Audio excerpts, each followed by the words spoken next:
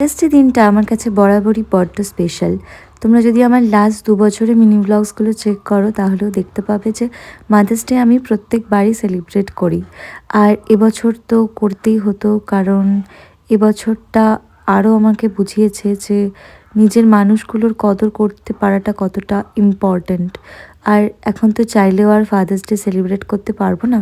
Last year জন্য যখন mother's day করছিলাম তখন বাবা আমাকে বলছিল যে ফাদার্স ডে কেন করিস না? এখন রিগ্রেট হয় যে কেন করলাম না সেলিব্রেট ফাদার্স। যারা বলে প্রত্যেকটা দিনই মাদার্স ডে, হ্যাঁ অবশ্যই প্রত্যেকটা দিনই মায়েদেরই দিন, কিন্তু একটা দিন যদি মাদেরকে একটু স্পেশাল ফিল করানো যায় তাতে মন্দ কি আছে বলো? জীবনটা বড্ড ছোট, প্রত্যেকটা মুহূর্ত বাঁচতে হবে, প্রত্যেকটা মুহূর্ত নিজের মানুষদের সাথে কাটাতে হবে, ওদেরকে ভালো ফিল করাতে হবে, নিজেদেরও ভালো ফিল করতে হবে।